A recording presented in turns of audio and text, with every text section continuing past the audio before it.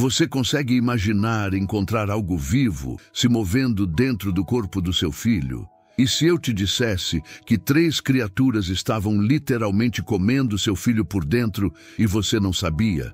Esta é uma história real que aconteceu em Indianápolis, Indiana, e que vai fazer você repensar sobre sintomas aparentemente simples.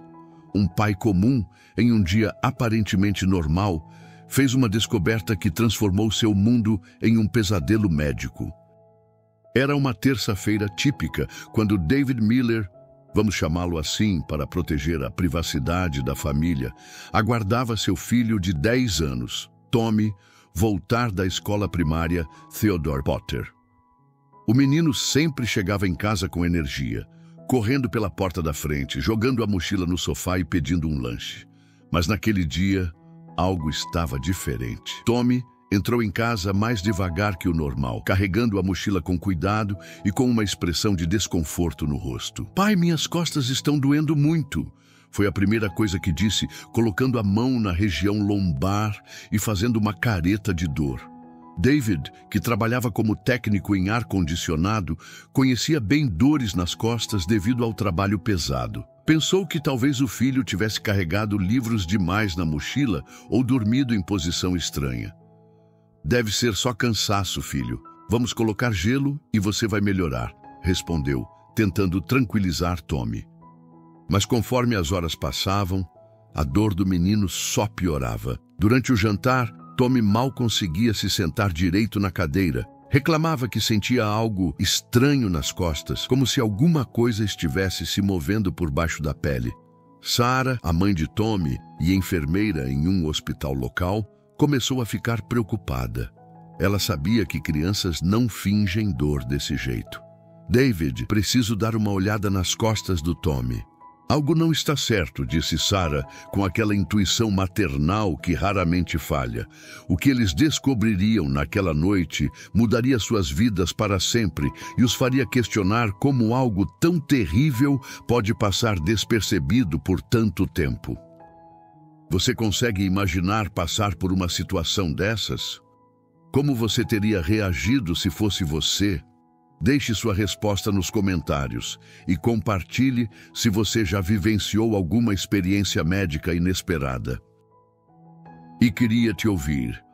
E de onde você está ouvindo essa história? E não esquece o like e se inscreva no canal. Vou continuar a contar a história com detalhes. A inocência de uma criança, a rotina familiar, o regresso de um dia escolar comum, são elementos que tecem o tecido da vida cotidiana, um mosaico de momentos que, em sua maioria, passam despercebidos em sua normalidade reconfortante. No entanto, por trás dessa fachada de previsibilidade, espreitam realidades que desafiam a compreensão, sombras que podem emergir das circunstâncias mais banais para lançar um véu de terror sobre a existência.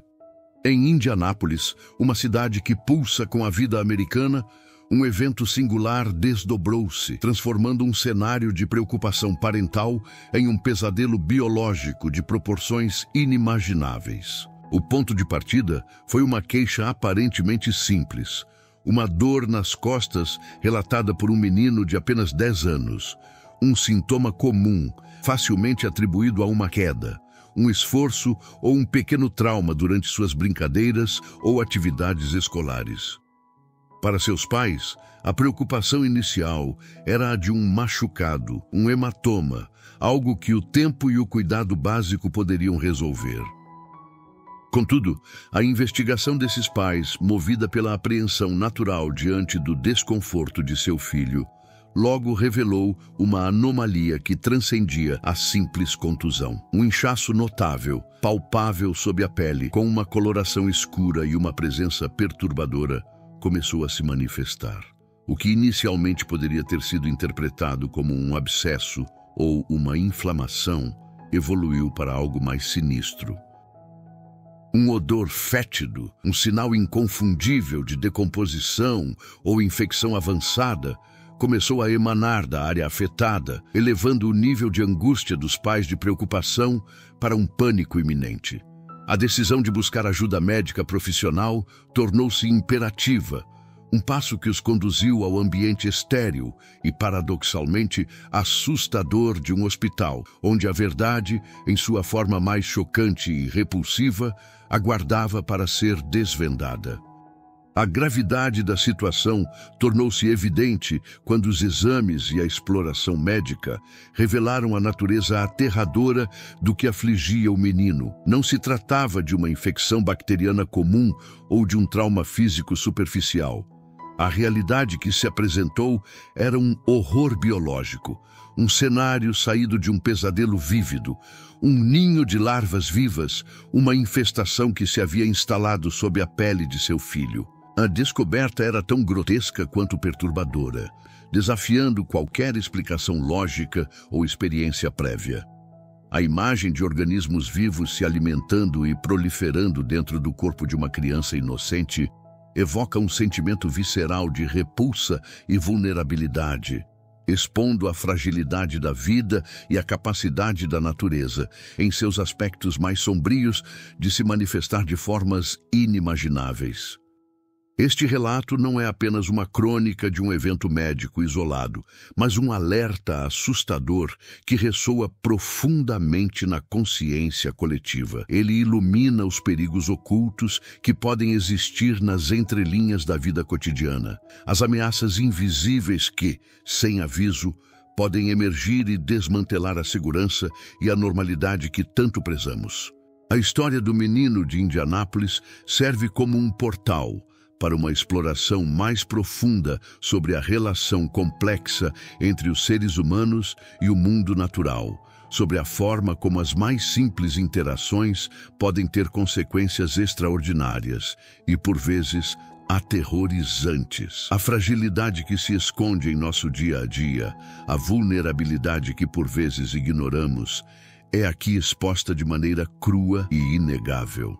Este documentário se propõe a desvendar as camadas desse evento, examinando as circunstâncias que levaram a essa situação extrema, as implicações científicas e sociais, e as reflexões que um caso tão extraordinário nos força a considerar sobre a saúde, a segurança e a própria natureza da existência.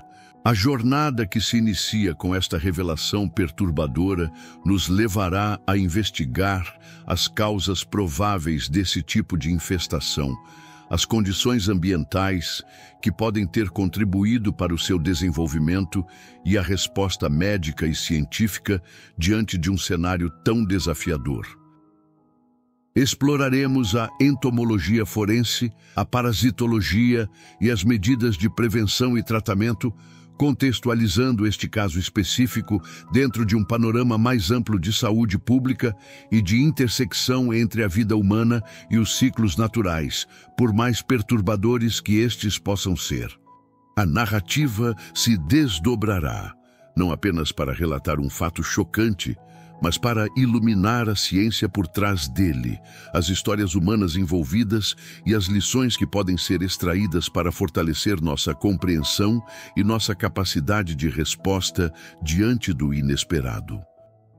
O objetivo é oferecer uma perspectiva abrangente e esclarecedora sobre um evento que, embora raro, toca em medos primordiais e na constante necessidade de vigilância e conhecimento em um mundo onde o extraordinário, por vezes, se manifesta de maneiras que jamais poderíamos antecipar. O horror biológico que se manifestou sob a pele da criança em Indianápolis, embora chocante, não é um evento isolado na história da medicina e da entomologia.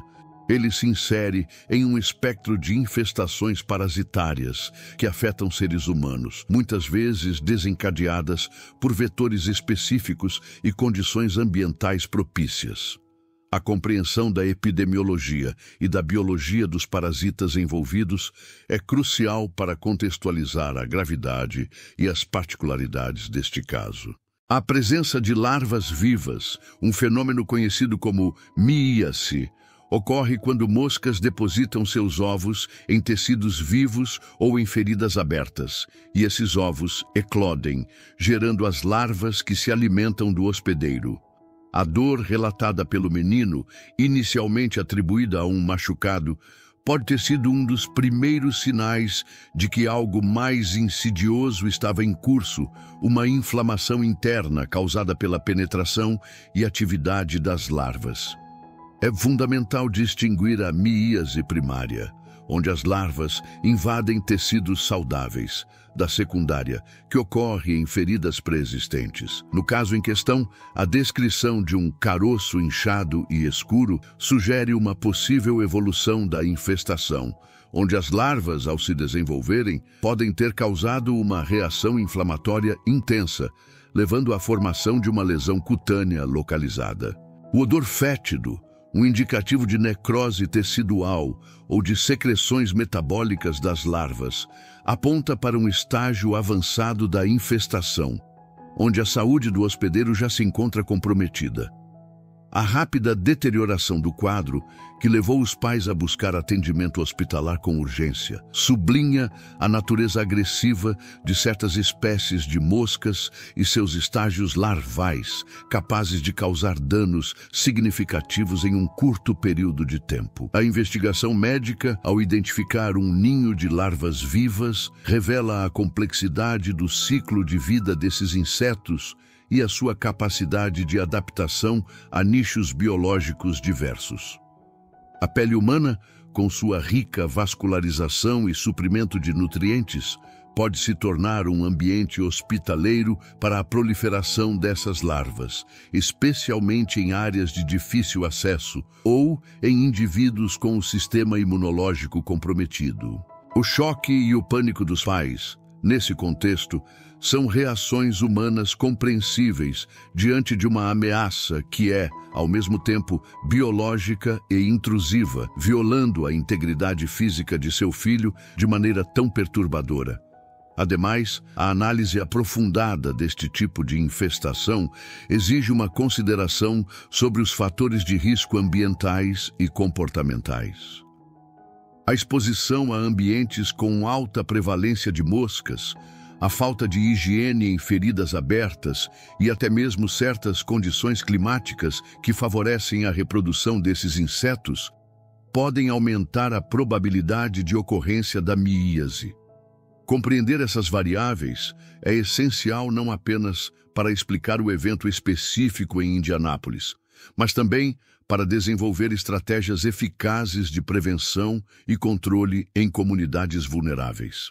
A ciência médica, diante de tais cenários, busca não apenas o tratamento imediato, mas também a identificação das causas primárias para evitar recorrências. Por exemplo, em regiões tropicais, a miíase é uma preocupação de saúde pública mais recorrente, com espécies como a Cochleomia omnivorax, conhecida como a mosca varejeira do Novo Mundo, sendo notórias por causar infestações severas em animais e ocasionalmente em humanos. O que torna o caso de Indianápolis particularmente notável é a sua ocorrência em um contexto urbano ocidental, onde medidas de saneamento e controle de vetores são geralmente mais robustas.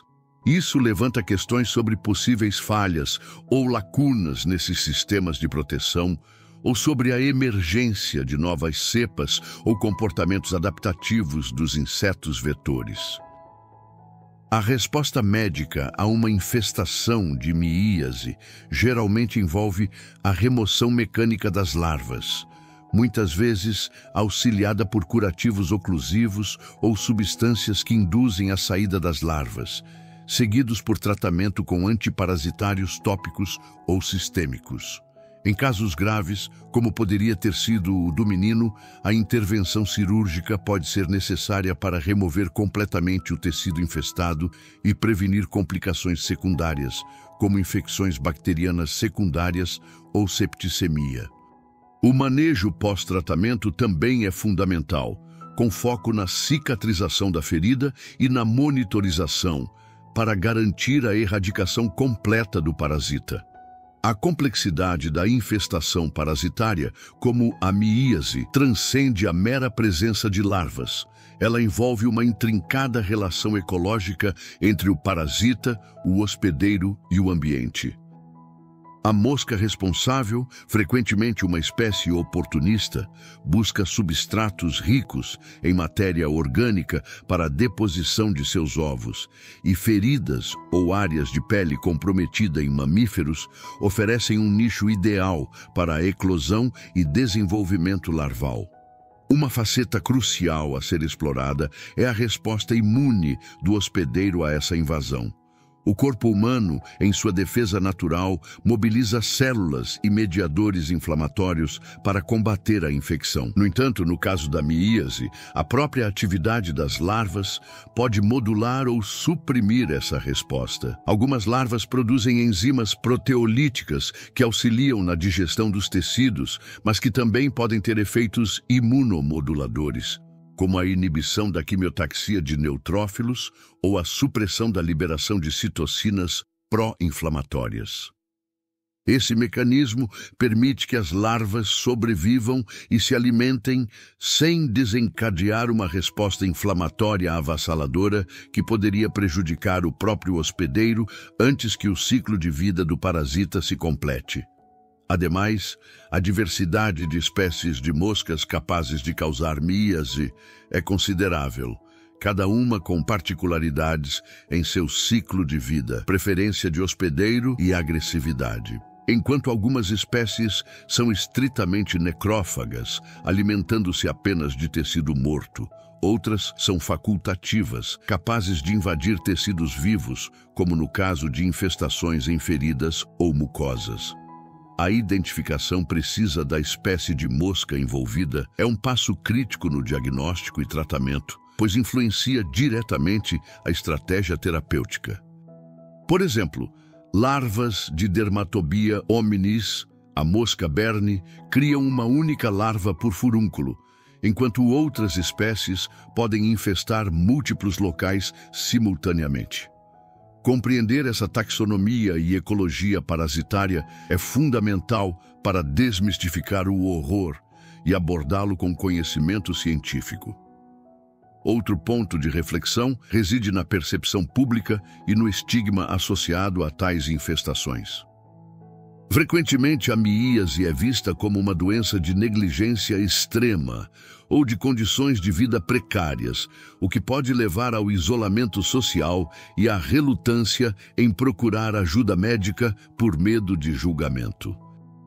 No entanto, casos como o do menino em Indianápolis demonstram que essas infestações podem ocorrer em contextos onde a higiene é geralmente mantida, ressaltando a capacidade de agentes patogênicos de superar barreiras de saneamento quando as condições ambientais ou a biologia do parasita são particularmente favoráveis. A narrativa que associa a miíase apenas à pobreza ignora a complexidade biológica e a imprevisibilidade de certas infecções. A ciência busca desvincular o fenômeno do julgamento moral, focando na compreensão objetiva e na intervenção eficaz. A dinâmica entre a mosca e o hospedeiro pode ser vista como uma batalha silenciosa de estratégias evolutivas. A mosca desenvolveu a capacidade de localizar hospedeiros vivos, muitas vezes guiada por sinais químicos, como o dióxido de carbono exalado ou compostos voláteis liberados por feridas.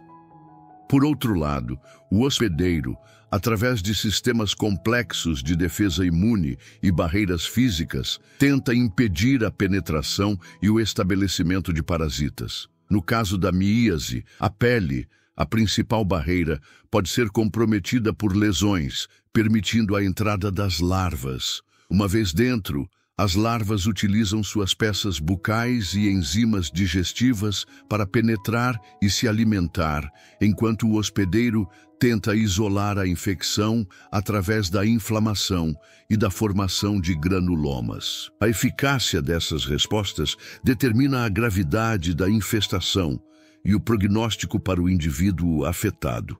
É uma interação biológica onde a sobrevivência de uma espécie depende da exploração e, em alguns casos, do prejuízo a outra. Em um nível mais prático, a prevenção da miíase envolve medidas de controle de vetores e higiene pessoal e ambiental. Em ambientes domésticos, a eliminação de focos de reprodução de moscas, como lixo exposto e matéria orgânica em decomposição, é crucial. Uso de telas em janelas e portas, a manutenção de feridas limpas e cobertas e a atenção a qualquer sinal de infestação em animais de estimação são práticas importantes. Para profissionais de saúde, o reconhecimento rápido dos sinais de miíase e a aplicação de protocolos de tratamento adequados são essenciais para minimizar o dano ao paciente e prevenir complicações. A educação comunitária sobre os riscos e as medidas preventivas pode capacitar as pessoas a protegerem a si mesmas e suas famílias contra essas ameaças biológicas. A investigação aprofundada da miíase revela não apenas a biologia dos parasitas, mas também as complexas respostas fisiológicas e imunológicas do hospedeiro, que visam conter e eliminar a invasão. Uma vez que as larvas penetram na pele, elas desencadeiam uma cascata de eventos inflamatórios. O corpo responde liberando mediadores químicos como histamina e citocinas, que atraem células imunes, como neutrófilos e macrófagos, para o local da infecção. Essas células fagocitam patógenos e debris celulares, tentando isolar e destruir os invasores. Contudo, as larvas de certas moscas possuem mecanismos de evasão imune sofisticados. Elas podem secretar substâncias que suprimem a resposta inflamatória local, inibindo a migração de células imunes ou interferindo na sua função. Essa capacidade de modular o sistema imunológico do hospedeiro permite que as larvas se alimentem e se desenvolvam sem serem eficientemente eliminadas, prolongando o período de infestação e aumentando o dano tecidual. Além da resposta imune celular, a resposta humoral, mediada por anticorpos, também pode ser ativada. Anticorpos específicos podem se ligar às larvas, marcando-as para destruição por outras células imunes ou neutralizando toxinas que elas possam produzir. No entanto, a eficácia dessa resposta humoral pode variar dependendo da espécie de larva e da duração da exposição. Em infestações agudas, a resposta humoral pode não ter tempo de se desenvolver plenamente antes que as larvas completem seu ciclo e abandonem o hospedeiro. A compreensão dessas interações imunológicas é vital para o desenvolvimento de novas estratégias terapêuticas, como o uso de imunomoduladores ou vacinas antiparasitárias, que poderiam potencializar as defesas naturais do corpo contra essas infestações. A complexidade da infestação se estende à forma como as larvas processam os tecidos do hospedeiro. Utilizando suas estruturas bucais, como ganchos e mandíbulas, as larvas causam dano mecânico, desintegrando células e tecidos para obter nutrientes. Esse processo de alimentação pode levar à formação de túneis na pele e nos tecidos subcutâneos, facilitando a disseminação da infecção e aumentando a área de lesão. A liberação de enzimas digestivas pelas larvas, como proteases e hialuronidases, não só auxilia na digestão dos tecidos, mas também pode facilitar a invasão de camadas mais profundas e a disseminação bacteriana secundária. Essas enzimas podem quebrar componentes da matriz extracelular, como colágeno e ácido hialurônico, comprometendo a integridade estrutural dos tecidos. A diversidade de manifestações clínicas da miíase é notável e depende de vários fatores, incluindo a espécie de mosca, o local do corpo afetado, o número de larvas e o estado imunológico do hospedeiro. Em alguns casos, a miíase pode se apresentar como lesões cutâneas superficialmente semelhantes a furúnculos ou picadas de inseto, mas com um ponto central que pode ser a abertura por onde a larva respira. Em outros cenários, a infestação pode ser mais profunda, afetando músculos, cavidades corporais ou até mesmo o sistema nervoso central, resultando em sintomas neurológicos graves. A miíase oftálmica, que afeta os olhos, ou a míase do ouvido, que afeta o canal auditivo, são exemplos de manifestações que exigem intervenção especializada e rápida para prevenir danos permanentes à visão ou audição. Cada apresentação clínica requer uma abordagem diagnóstica e terapêutica distinta, sublinhando a necessidade de um conhecimento detalhado da patogênese da doença. Ademais, a capacidade de certas larvas de se moverem ativamente dentro dos tecidos do hospedeiro adiciona outra camada de complexidade. Esse movimento, impulsionado por contrações musculares e pela ação de espinhos ou cerdas em seus corpos, pode causar dor e desconforto adicionais, além de facilitar a disseminação para áreas adjacentes. Em alguns casos, as larvas podem migrar para órgãos internos, complicando ainda mais o quadro clínico e aumentando o risco de morbidade e mortalidade. A compreensão da biomecânica e dos fatores que direcionam essa migração é uma área de pesquisa ativa, com implicações para o desenvolvimento de tratamentos que visem imobilizar ou direcionar as larvas para fora do corpo do hospedeiro. A ciência, ao desvendar esses mecanismos, transforma o pavor em conhecimento aplicável. A resiliência do corpo humano diante de invasões parasitárias, como a míase, é frequentemente subestimada, especialmente quando consideramos as adaptações evolutivas que permitiram a certas larvas superar as barreiras de defesa. Uma camada adicional de complexidade reside na forma como essas larvas interagem com o ambiente microbiano sob a pele do hospedeiro. Longe de serem organismos isolados, as larvas coexistem em um ecossistema dinâmico, onde bactérias comensais oportunistas e até mesmo patógenos secundários desempenham papéis significativos. As larvas, ao se alimentarem dos tecidos, criam um ambiente propício para a proliferação bacteriana, tanto pela liberação de nutrientes quanto pela própria atividade de suas peças bucais, que podem introduzir bactérias nas camadas mais profundas da pele. É fascinante observar como certas larvas desenvolveram uma relação simbiótica, ou no mínimo, uma tolerância com micro-organismos específicos. Algumas espécies de moscas podem carregar consigo bactérias específicas em seus corpos ou em seus ovos, que são subsequentemente transferidas para o hospedeiro. Essas bactérias podem auxiliar as larvas em seu processo digestivo, decompondo tecidos complexos ou neutralizando compostos que poderiam ser prejudiciais. Por outro lado, a presença dessas bactérias também pode exacerbar a inflamação e o dano tecidual no hospedeiro, criando um ciclo vicioso de infecção e resposta imune. Essa interação tripartida, larva, hospedeiro e microbiota, adiciona uma dimensão ecológica intrincada ao fenômeno da míase, que vai além da simples predação. Pensando em como isso se aplica à nossa própria compreensão da vulnerabilidade, imagine que a pele, mesmo aparentemente intacta, é um portal para um mundo microscópico.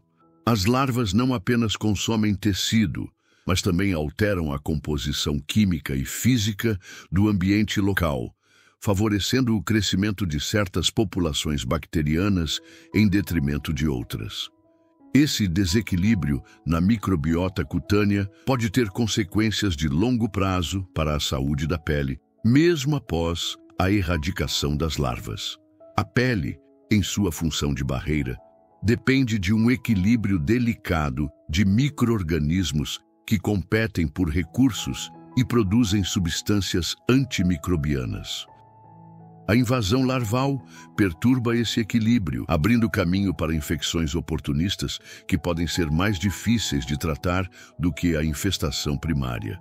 Ademais, a capacidade de algumas larvas de se moverem ativamente através dos tecidos e de serem atraídas por sinais químicos específicos, como o odor de tecidos em decomposição ou de sangue, é um testemunho de sua adaptação evolutiva para a sobrevivência em nichos biológicos desafiadores. Essa mobilidade não é meramente um deslocamento passivo. É uma navegação direcionada, guiada por receptores sensoriais que detectam gradientes de oxigênio, nutrientes ou compostos voláteis. Essa inteligência biológica permite que as larvas busquem as áreas mais ricas em nutrientes ou as mais protegidas de defesas do hospedeiro, otimizando sua alimentação e desenvolvimento. Consideremos, por exemplo, a forma como a presença de um pequeno ferimento, quase imperceptível, pode servir como um farol para uma mosca em busca de um local para depositar seus ovos. A liberação de fluidos corporais e de compostos voláteis, mesmo em quantidades mínimas, pode ser suficiente para atrair o inseto. Uma vez que os ovos eclodem, as larvas recém-emergidas iniciam sua jornada exploratória, utilizando suas estruturas sensoriais para mapear o ambiente e encontrar o caminho para se aprofundarem nos tecidos. Essa capacidade de navegação em um ambiente tridimensional e dinâmico, como os tecidos vivos, é um feito notável da biologia evolutiva. Em contrapartida, a resposta do hospedeiro a essa invasão direcionada não é estática. O sistema imunológico, embora por vezes sobrecarregado ou enganado pelas estratégias de evasão das larvas, continua a tentar conter a infecção. Células inflamatórias podem migrar para a área, formando uma cápsula ao redor das larvas ou tentando isolá-las. No entanto, a eficácia dessa resposta é frequentemente limitada pela capacidade das larvas de secretar substâncias imunossupressoras ou de se moverem para áreas menos inflamadas do corpo. Essa dinâmica constante entre ataque e defesa, entre a estratégia do parasita e a resposta do hospedeiro, define o curso da infestação e o grau de dano infligido. A ciência busca entender cada nuance dessa batalha microscópica para intervir de forma mais eficaz. A capacidade de certas larvas de moscas em se alimentar e proliferar em tecidos vivos, como observado no caso em Indianápolis, é um testemunho da engenhosidade evolutiva desses insetos, que desenvolveram mecanismos sofisticados para superar as defesas do hospedeiro. Uma faceta particularmente intrigante desse processo é a secreção de enzimas proteolíticas pelas larvas. Essas enzimas, como colagenases e elástases, desdobram as proteínas estruturais da pele e do tecido conjuntivo, permitindo que as larvas penetrem mais profundamente e acessem os nutrientes necessários para seu crescimento. O resultado é a degradação tecidual, que além de fornecer alimento, também pode gerar um ambiente inflamatório que, paradoxalmente, beneficia a larva ao atrair mais fluidos ricos em nutrientes e ao criar um espaço para seu desenvolvimento. A pele, em sua função de barreira primária, é efetivamente comprometida por essa ação enzimática, tornando o hospedeiro mais vulnerável a infecções secundárias. Para além da ação enzimática direta, as larvas também manipulam a resposta imune do hospedeiro de maneiras sutis. Algumas espécies secretam moléculas com propriedades imunossupressoras que inibem a migração de células de defesa, como neutrófilos e macrófagos, para o local da infestação. Essa supressão da resposta inflamatória permite que as larvas evitem a destruição precoce e prossigam com seu ciclo de vida.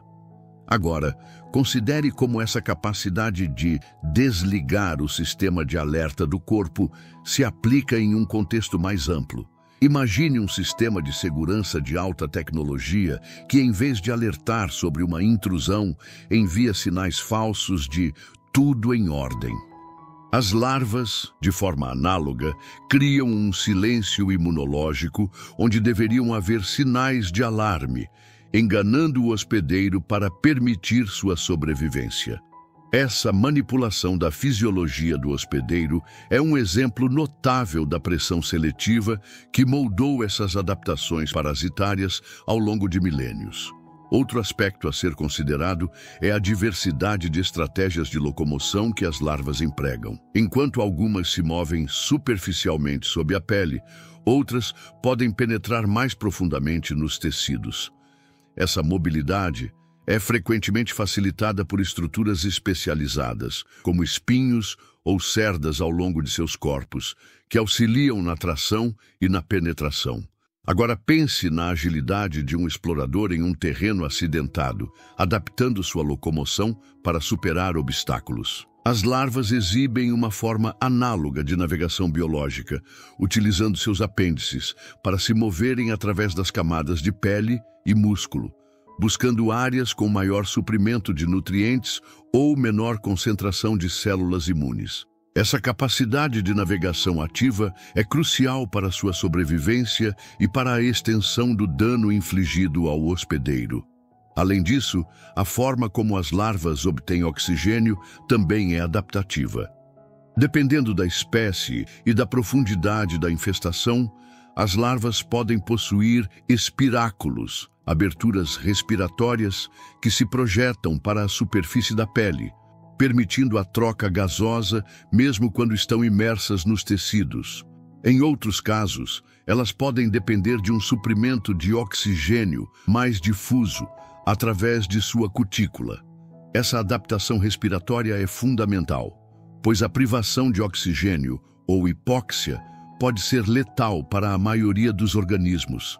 A capacidade de garantir um suprimento adequado de oxigênio, mesmo em ambientes de tecido denso e com inflamação ativa, é mais um testemunho da eficiência evolutiva dessas criaturas. Finalmente, é importante ressaltar que a gravidade da miíase não depende apenas da virulência da larva, mas também da resposta do hospedeiro. Indivíduos com sistemas imunológicos comprometidos, como idosos, crianças pequenas ou pessoas com doenças crônicas, são particularmente suscetíveis a infestações mais severas e complicações. A capacidade do corpo de montar uma resposta imune eficaz e de reparar danos teciduais desempenha um papel crucial na determinação do prognóstico. Assim, enquanto as larvas possuem estratégias de invasão impressionantes, a resiliência inerente do hospedeiro também é um fator determinante na batalha pela saúde. A interação entre as larvas e o ambiente tisular do hospedeiro vai além da simples digestão. É um processo dinâmico que envolve a modulação da matriz extracelular e a comunicação intercelular. As larvas, ao secretarem enzimas como metaloproteinases, não só degradam colágeno e outras proteínas estruturais, mas também liberam fatores de crescimento e citocinas que estavam aprisionados na matriz. Esses mediadores, uma vez liberados, podem influenciar o comportamento das células hospedeiras, induzindo migração celular, proliferação ou até mesmo a morte celular programada, apoptose. Agora, imagine o corpo como uma intrincada rede de comunicação, onde cada componente tem um papel específico. As larvas, ao quebrarem essa rede de forma tão agressiva, inadvertidamente enviam sinais que podem ser mal interpretados pelas células circundantes, levando a respostas que, em última instância, lhes são benéficas. Por exemplo, a liberação de fatores de crescimento pode estimular a angiogênese, formação de novos vasos sanguíneos na área infestada, garantindo um suprimento mais robusto de nutrientes para as larvas em desenvolvimento.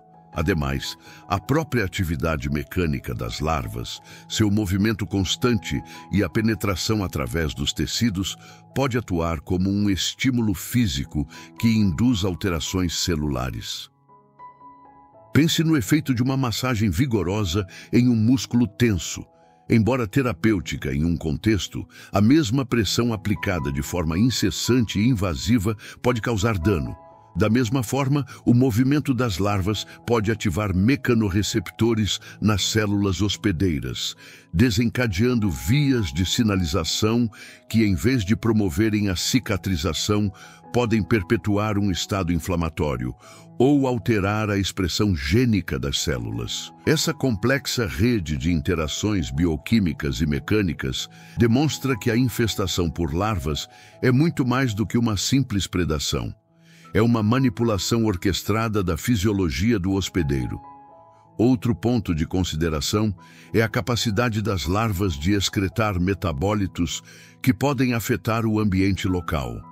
Esses resíduos metabólicos, resultantes de seu processo digestivo e de suas atividades celulares, podem alterar o pH do tecido, a osmolaridade e a disponibilidade de nutrientes.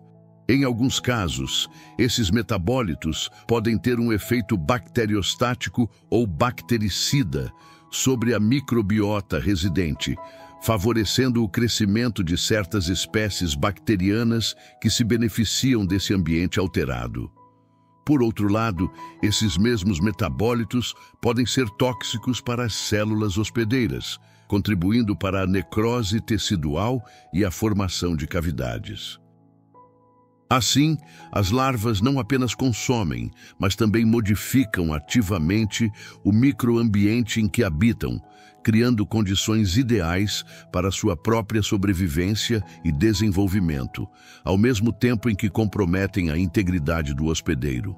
Ainda mais intrigante é a possibilidade de as larvas desenvolverem formas de comunicação ou sinalização entre si. Em infestações densas, onde múltiplos indivíduos competem por recursos, mecanismos de coordenação podem ter evoluído para otimizar a exploração do hospedeiro. Embora a pesquisa sobre a comunicação interlarval em miíase seja limitada, a existência de quorum sensing em outras populações bacterianas e de organismos multicelulares sugere que algo semelhante poderia estar em jogo. Imagine um exército microscópico que, ao atingir uma certa densidade, muda seu comportamento coletivo. Essa coordenação poderia se manifestar na sincronização de movimentos, na liberação coordenada de enzimas digestivas ou na migração conjunta para áreas mais ricas em nutrientes. Essa hipótese, embora especulativa para a miíase, abre um leque de possibilidades sobre a complexidade do comportamento desses parasitas. Voltando ao aspecto prático e à experiência do hospedeiro, a percepção da presença de larvas sob a pele, ou mesmo os sinais indiretos como o odor fétido, evoca uma resposta visceral de repulsa e ansiedade. A sensação de ter organismos vivos se movendo dentro do próprio corpo é profundamente perturbadora, violando a noção de integridade corporal e autossuficiência. Para os pais do menino em Indianápolis, a descoberta de um ninho de larvas vivas representou a materialização de um medo primordial, a vulnerabilidade de seus filhos diante de ameaças invisíveis e repulsivas.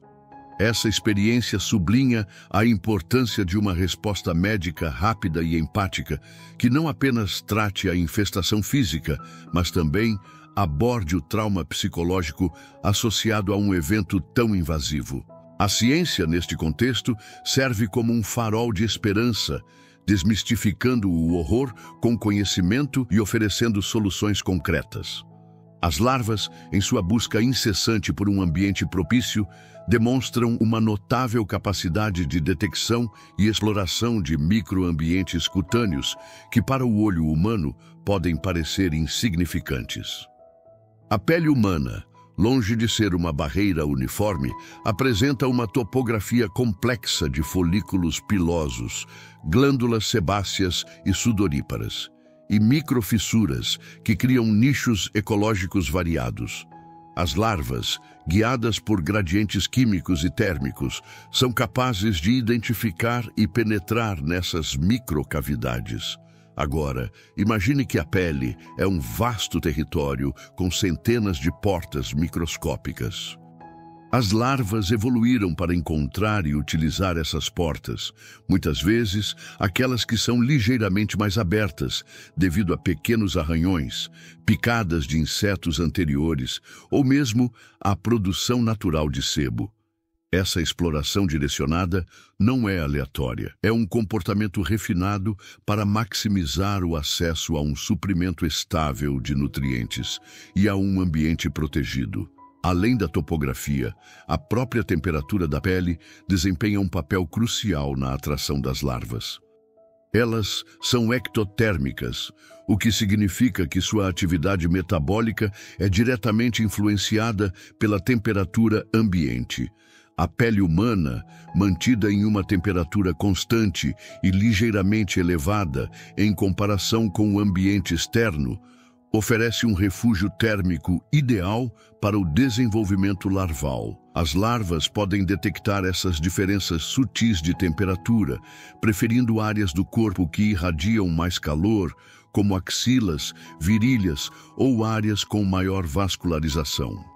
Pense nisso como um termostato biológico que guia as larvas para os locais mais favoráveis à sua sobrevivência. Uma adaptação que garante que seu ciclo de vida possa prosseguir com maior eficiência. Contudo, a interação entre larva e hospedeiro é ainda mais profunda, envolvendo a secreção de compostos voláteis pelas larvas que podem, paradoxalmente, atrair mais larvas ou influenciar o comportamento do hospedeiro.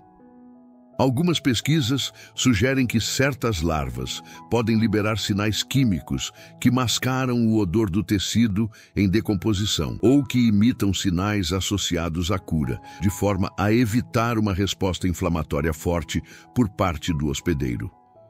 Imagine um agente infiltrado que, em vez de causar alarme, emite sinais de normalidade para desarmar as defesas do inimigo.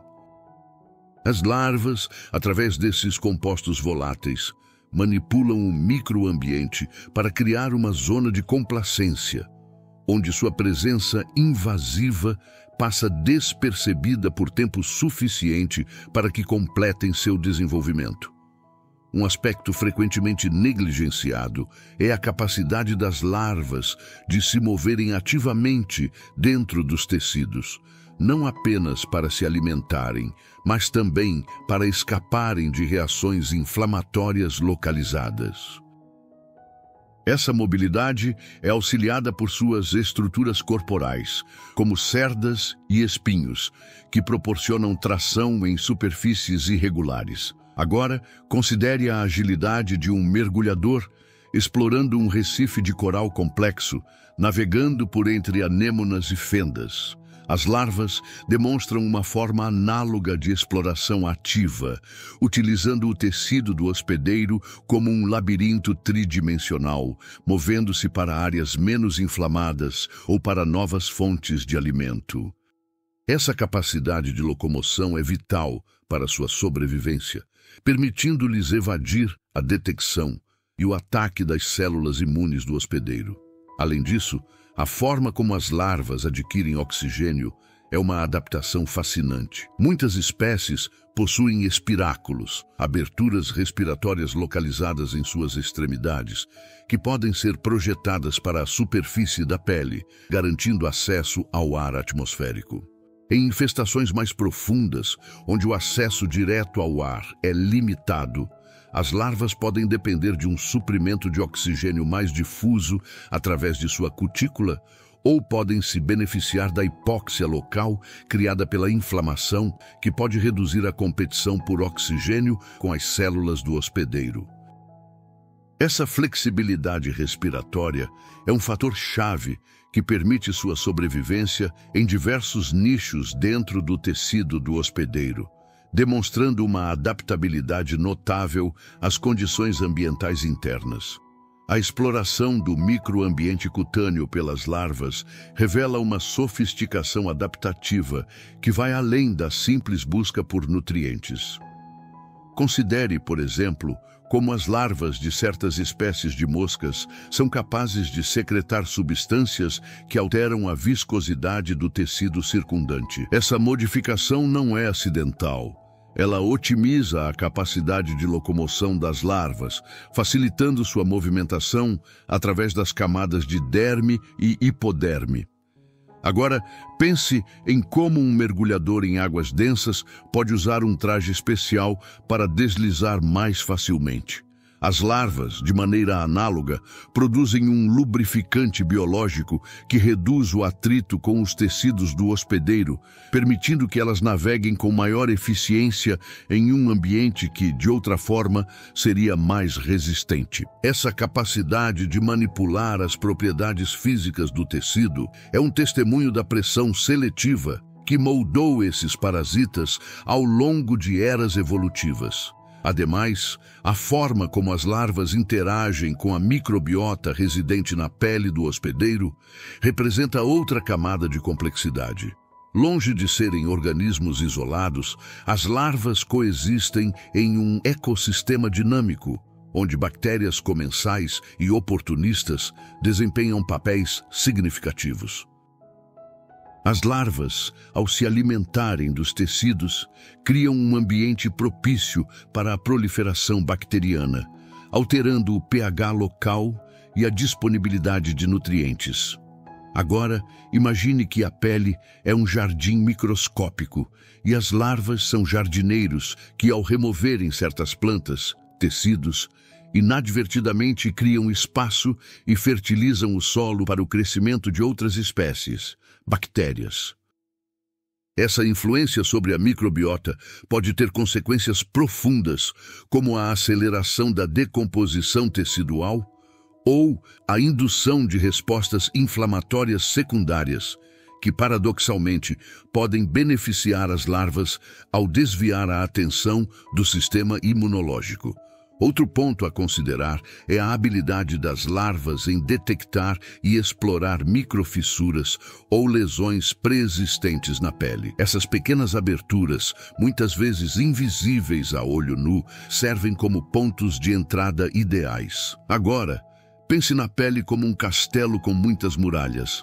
As larvas não precisam derrubar a muralha inteira. Elas procuram as brechas, as pequenas rachaduras, onde a defesa é menos robusta. Essa capacidade de identificar e utilizar essas portas secundárias demonstra uma precisão notável em sua exploração ambiental, permitindo-lhes penetrar no hospedeiro sem a necessidade de causar um dano inicial significativo. Essa estratégia de invasão minimamente invasiva é crucial para evitar uma detecção precoce pelo sistema imunológico. A locomoção das larvas dentro dos tecidos também é um fenômeno fascinante, impulsionado por uma combinação de movimentos peristálticos e pela ação de estruturas especializadas como cerdas e espinhos. Essas estruturas proporcionam tração, permitindo que as larvas se movam através de um meio que, embora fluido, oferece resistência. Agora, imagine um alpinista utilizando crampons e picaretas para escalar uma face de gelo íngreme. As cerdas e espinhos das larvas funcionam de maneira análoga, permitindo-lhes agarrar os tecidos e impulsionar-se para frente. Essa locomoção ativa e direcionada é essencial para que alcancem as áreas mais ricas em nutrientes e para que escapem de reações inflamatórias localizadas, demonstrando uma adaptação notável às condições do ambiente interno do hospedeiro. Finalmente, é importante destacar a capacidade das larvas de secretar compostos que podem influenciar a cicatrização ou a inflamação no local da infestação. Algumas larvas produzem substâncias que retardam a coagulação sanguínea ou que inibem a resposta inflamatória. Agora pense em um artista que, ao pintar uma tela, adiciona um solvente para que a tinta se espalhe mais uniformemente. As larvas, ao liberarem esses compostos, suavizam o ambiente ao seu redor, facilitando sua alimentação e movimento e reduzindo a probabilidade de uma resposta imune vigorosa que poderia prejudicar seu desenvolvimento. Essa manipulação sutil do microambiente tisular é uma estratégia evolutiva sofisticada que contribui para o sucesso desses parasitas. A investigação sobre a miíase se aprofunda ao examinar as consequências a longo prazo da infestação, transcendendo a remoção física das larvas e focando na recuperação e na prevenção de sequelas. Uma vez que as larvas são erradicadas, o processo de cicatrização do tecido danificado torna-se a prioridade. Essa fase é complexa, pois o corpo precisa não apenas fechar a ferida, mas também reconstruir a integridade estrutural da pele e dos tecidos subjacentes, que podem ter sofrido danos significativos pela ação enzimática e mecânica das larvas. Agora, imagine que o local da infestação é uma obra em construção que sofreu um desabamento parcial. A remoção dos escombros, larvas, é apenas o primeiro passo. A verdadeira tarefa é reconstruir as fundações e as paredes, garantindo que a estrutura seja estável e funcional. Essa reconstrução envolve a proliferação de fibroblastos, células responsáveis pela produção de colágeno, e a formação de novos vasos sanguíneos, angiogênese, para nutrir o tecido em regeneração.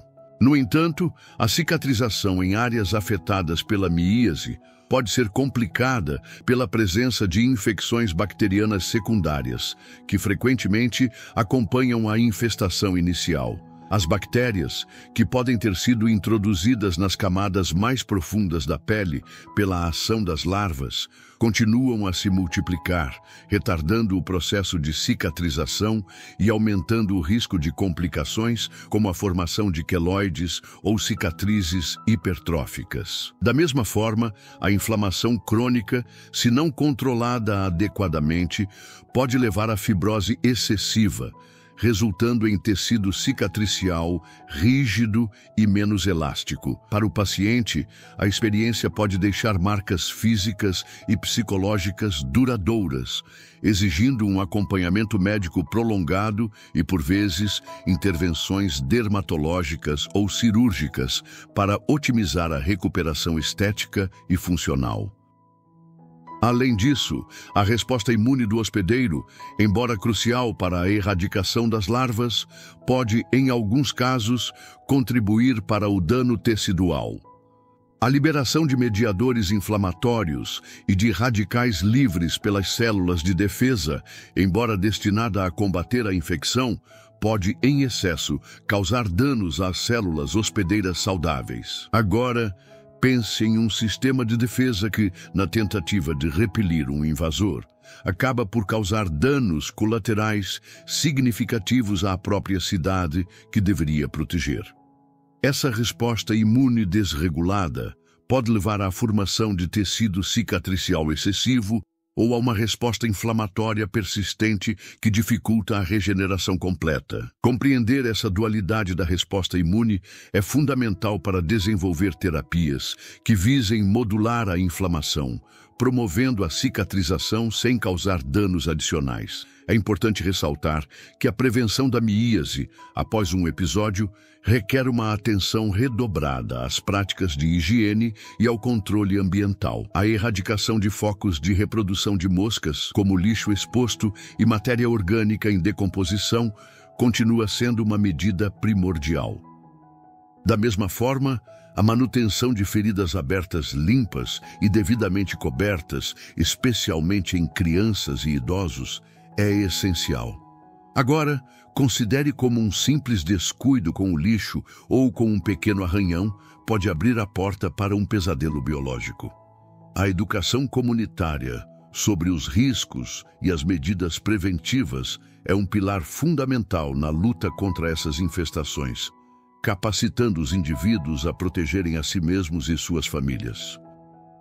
O conhecimento sobre os ciclos de vida das moscas e os fatores que favorecem a miíase permite uma abordagem proativa, transformando a reação em prevenção. A dimensão psicológica da experiência de uma infestação de miíase não pode ser subestimada. Para os pais e a criança envolvidos no caso de Indianápolis, a descoberta de larvas vivas sob a pele representa um trauma profundo, violando a sensação de segurança e integridade corporal. A repulsa visceral associada à ideia de organismos se alimentando de um ente querido evoca medos primordiais. Agora, imagine a angústia de descobrir que a pele do seu filho, um santuário de inocência, se tornou um ninho para parasitas. Essa experiência pode gerar ansiedade persistente, medo de recorrência e até mesmo transtorno de estresse pós-traumático.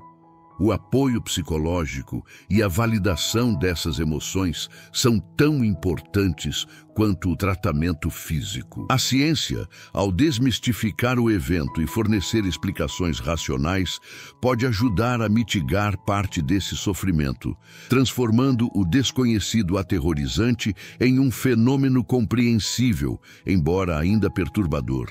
A complexidade das interações bioquímicas que ocorrem no sítio da infestação de míase revela como as larvas orquestram a remodelação do tecido do hospedeiro de maneiras surpreendentes. Para além da degradação proteolítica direta, essas larvas secretam uma variedade de moléculas bioativas que influenciam o comportamento celular do hospedeiro. Considere, por exemplo, a liberação de fatores de crescimento epidérmico, EGF, e de fator de crescimento de fibroblastos, FGF, pelas larvas. Essas proteínas, essenciais para a proliferação e migração celular durante a cicatrização normal, são sequestradas pelas larvas e liberadas de forma controlada. Agora, pense em como um maestro utiliza diferentes instrumentos para criar uma sinfonia complexa. As larvas, de modo análogo, manipulam o repertório de sinais bioquímicos do corpo, induzindo a proliferação celular de uma forma que, embora pareça promover a cura, na verdade sustenta a própria infestação, garantindo um suprimento contínuo de tecido para sua alimentação. Essa orquestração molecular é um exemplo notável de como parasitas evoluíram para cooptar os mecanismos fisiológicos de seus hospedeiros. Ademais, a influência das larvas na angiogênese, a formação de novos vasos sanguíneos, é um aspecto crucial para a sua sobrevivência e expansão. Ao secretarem fatores pró-angiogênicos, como o fator de crescimento endotelial vascular, VEGF, as larvas estimulam o crescimento de capilares sanguíneos em direção ao local da infestação. Agora, imagine que o tecido do hospedeiro é um terreno com suprimento de água limitado e as larvas, como engenheiros hidráulicos, constroem canais de irrigação para levar mais água, sangue, até onde elas precisam. Esse aumento na vascularização garante um suprimento mais rico de oxigênio e nutrientes, essencial para o rápido crescimento e desenvolvimento larval. Essa estratégia não só alimenta as larvas, mas também pode exacerbar a inflamação local, criando um ambiente ainda mais favorável à sua proliferação e dificultando a ação das defesas do hospedeiro. Outro ponto fascinante a ser explorado é a capacidade das larvas de modular a resposta imune inata do hospedeiro através da secreção de peptídeos antimicrobianos, AMPs, e de outras moléculas sinalizadoras. Algumas larvas produzem compostos que podem inibir a atividade de certos tipos de glóbulos brancos, como os neutrófilos, que são a primeira linha de defesa contra infecções bacterianas. Agora, pense em um exército que, ao invés de fortalecer suas tropas, as paralisa ou as neutraliza.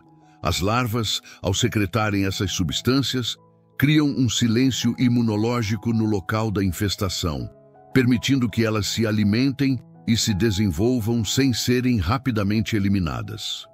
Essa capacidade de desativar o sistema de alerta do corpo é um mecanismo de sobrevivência sofisticado que sublinha a complexidade da coevolução parasita-hospedeiro.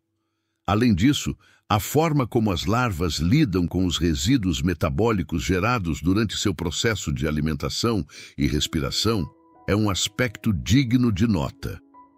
Elas excretam uma variedade de compostos, alguns dos quais podem ser tóxicos para as células hospedeiras ou podem alterar o microambiente local de maneiras que favorecem sua própria sobrevivência. Agora, imagine um acampamento em território inimigo, onde os resíduos são gerenciados de forma a não atrair atenção ou a criar um ambiente tóxico para os invasores. As larvas, ao excretarem seus metabólitos, o fazem de maneira a minimizar a detecção e, em alguns casos, a criar um ambiente que é menos hospitalar para as defesas do hospedeiro. Essa gestão de resíduos biológicos é um componente muitas vezes subestimado da estratégia de sobrevivência desses parasitas. Finalmente, a capacidade das larvas de se moverem ativamente através dos tecidos, impulsionadas por contrações musculares e estruturas especializadas, como espinhos e cerdas, representa uma adaptação notável. Essa locomoção não é meramente um deslocamento aleatório, mas uma navegação direcionada, guiada por sinais químicos e térmicos.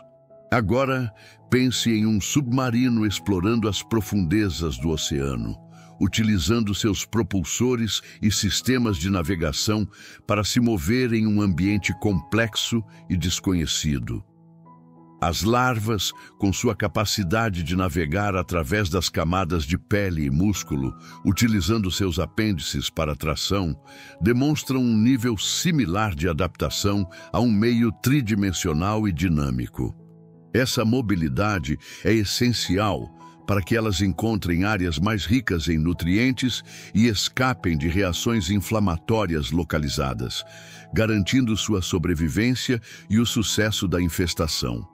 A resistência do hospedeiro a infestações parasitárias, como a miíase, não se limita apenas à resposta imune celular e humoral, ela também se manifesta através de mecanismos de defesa físicos e comportamentais que, embora muitas vezes inconscientes, desempenham um papel significativo na contenção da invasão.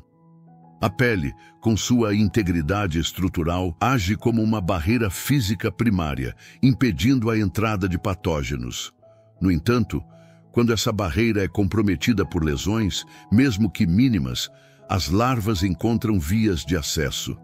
Agora, pense em como a simples coceira, um reflexo quase involuntário a uma irritação, pode, paradoxalmente, agravar a situação ao criar microabrasões que facilitam a penetração.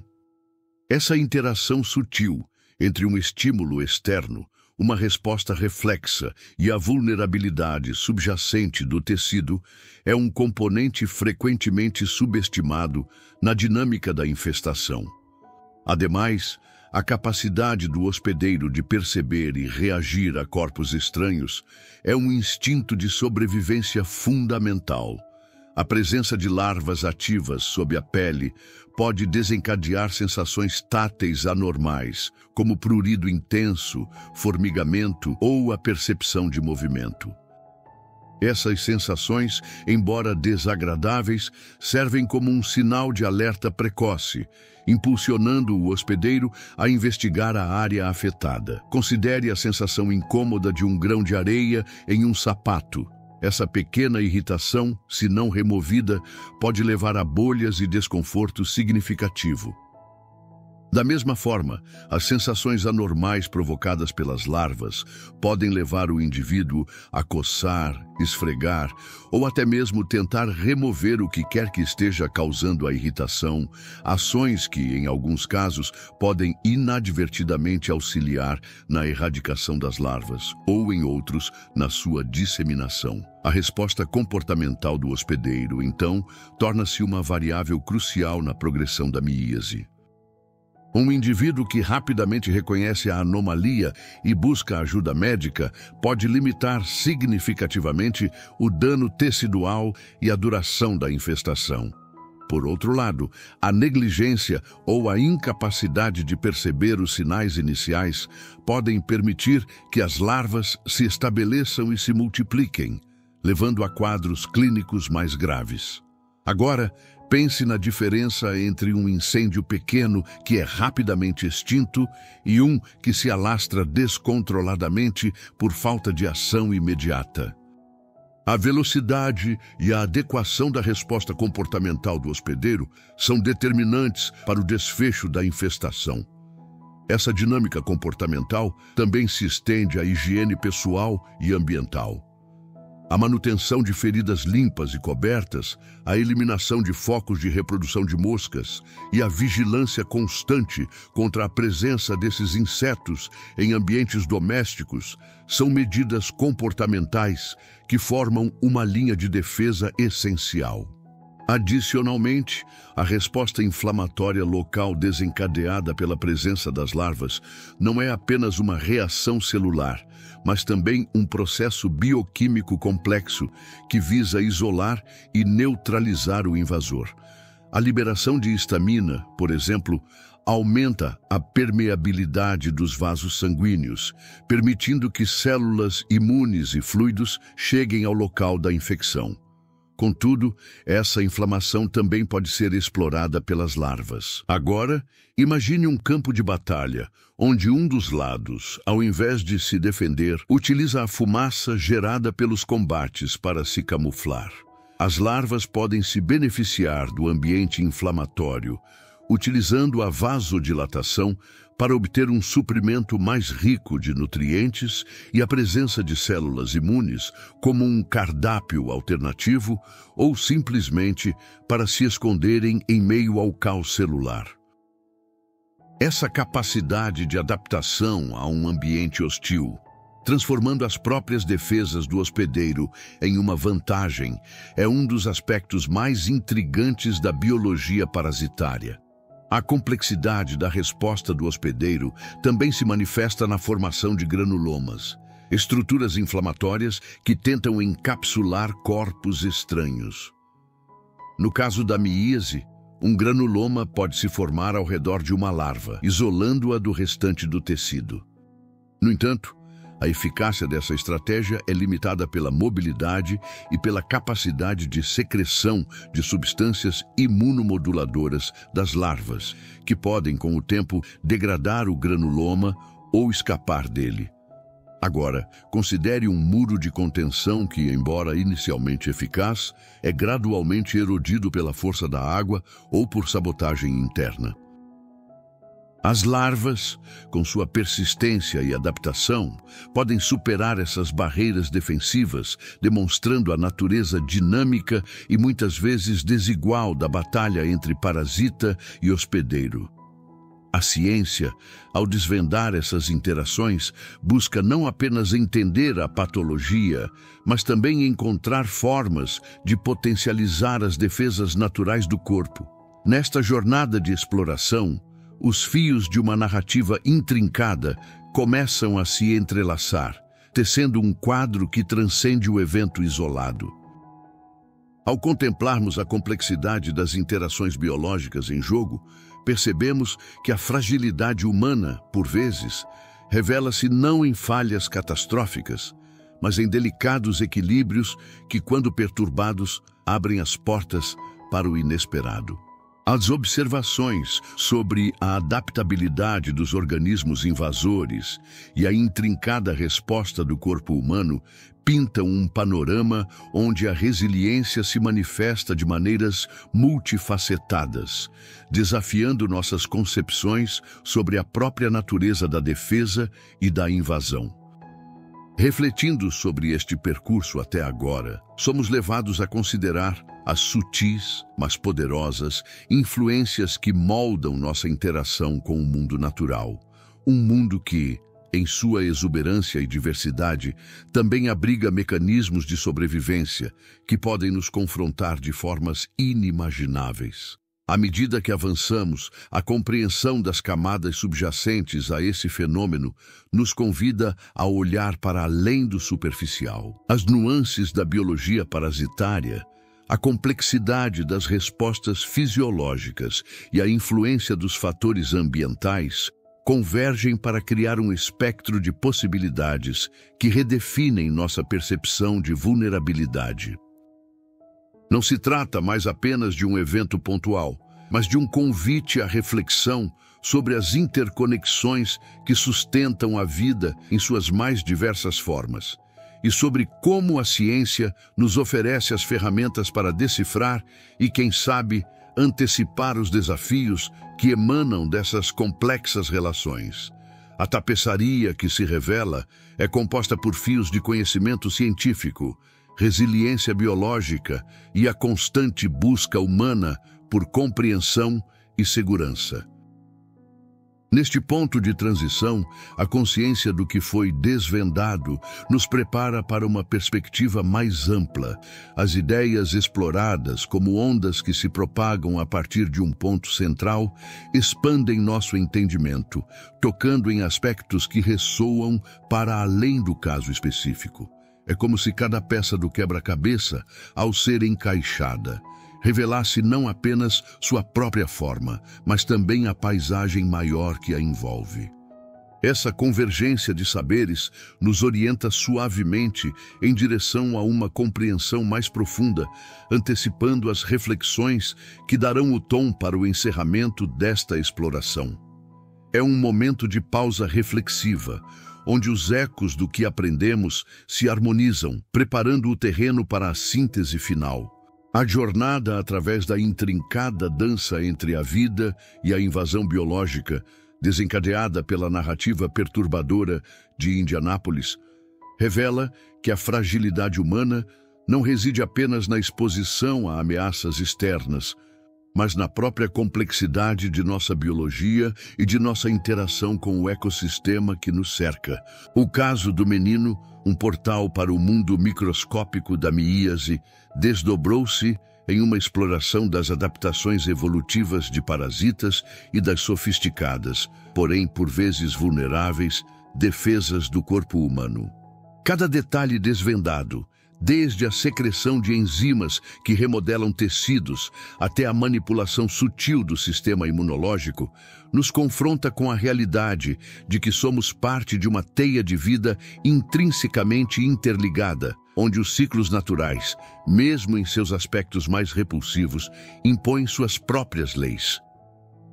Ao contemplarmos a maneira como as larvas cooptam mecanismos fisiológicos, transformando-os em ferramentas para sua própria sobrevivência, somos impelidos a reconhecer a elegância sombria da evolução. A capacidade de secretar fatores de crescimento para estimular a angiogênese, de mascarar sua presença com sinais químicos enganosos ou de paralisar as defesas imunes do hospedeiro, são testemunhos da implacável pressão seletiva que molda a vida em suas formas mais adaptativas.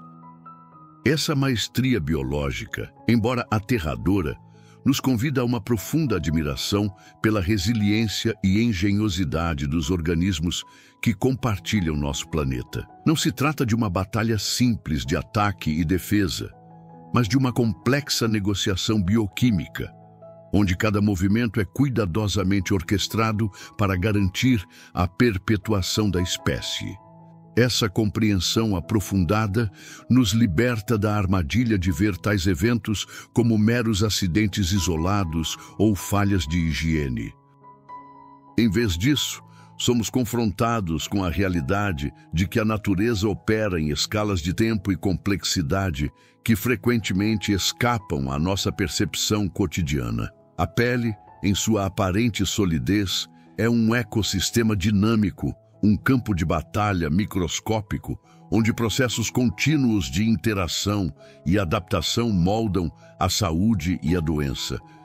As pequenas brechas, os sinais químicos sutis, as variações de temperatura, todos esses elementos se tornam pontos de acesso, janelas para um mundo onde a sobrevivência exige uma vigilância constante e um profundo respeito pelos delicados equilíbrios que governam a vida.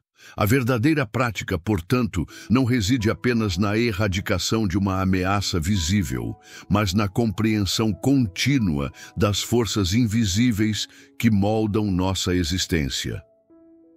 A lição que emana desta narrativa não é a de um medo paralisante, mas a de uma consciência ampliada. Ao desvendarmos os mecanismos por trás de um horror biológico, desmistificamos o desconhecido e transformamos o pavor em conhecimento. A ciência, neste contexto, atua como um farol, iluminando os recessos obscuros da biologia e capacitando-nos a navegar por um mundo onde a fragilidade é inerente e a resiliência, uma conquista diária. A história do menino de Indianápolis, embora chocante, serve como um lembrete poderoso de que a nossa relação com o mundo natural é uma dança constante de adaptação e descoberta. A verdadeira maestria reside em abraçar essa complexidade, em cultivar a curiosidade e em reconhecer que na intrincada tapeçaria da vida, cada fio, por mais obscuro que pareça, contribui para o padrão geral. A jornada de aprendizado, agora, continua em nossa observação atenta do mundo que nos cerca. Temos muito mais casos incríveis para compartilhar com vocês. No próximo vídeo, vamos contar a história de uma mulher que descobriu que suas dores de cabeça constantes eram causadas por algo completamente inesperado vivendo em seu cérebro. Fique conosco e assista mais esse vídeo que está